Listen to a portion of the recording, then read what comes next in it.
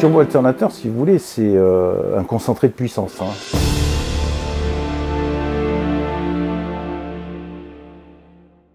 Le réseau de chaleur permet d'économiser 11 000 tonnes de CO2 chaque année.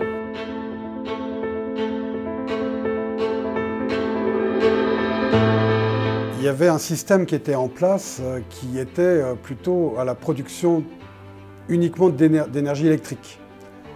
Là, avec cette nouvelle technologie, on va pouvoir coupler et production d'énergie électrique et production de chaleur par de la vapeur. En fait. Cette nouvelle turbine va permettre d'améliorer la performance énergétique car elle va participer à la cogénération, c'est-à-dire que les déchets incinérés dans le four près de la chaleur, on va produire non seulement de l'électricité par cette turbine, et par l'intermédiaire de soutirage, au milieu de la turbine, on vient tirer une partie de la vapeur qui va servir à alimenter un échangeur, un réseau de chauffage urbain. C'est un projet qui concerne l'agglomération paloise. Pour le projet de Pau que nous assemblons actuellement, c'est un projet qui nous tient particulièrement à cœur parce que c'est vraiment un projet local.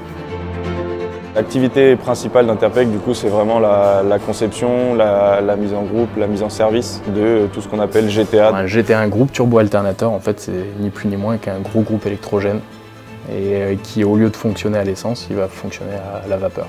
Dans le terme turbo-alternateur, on a la partie turbo, donc ça concerne la partie motrice, et on utilise des turbines à vapeur, essentiellement dans le cadre de notre activité. Et alternateur, c'est la partie qui va générer l'électricité et qui est entraînée par la turbine. Donc on a le terme turbo-alternateur.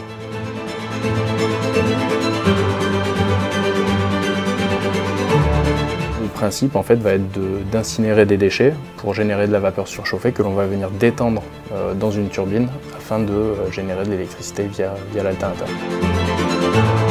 Ce GTA là aussi va avoir une autre fonction, ça va être aussi le chauffage urbain parce que la turbine est équipée d'un système d'extraction.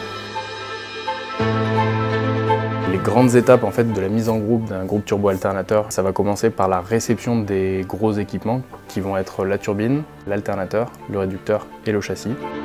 Et durant 3 mois environ, on va assembler en fait, tous les auxiliaires, la tuyauterie, les équipements auxiliaires tels que les pompes à huile, etc., les réfrigérants, les filtres et l'ensemble de l'instrumentation nécessaire au fonctionnement du groupe turbo-alternateur.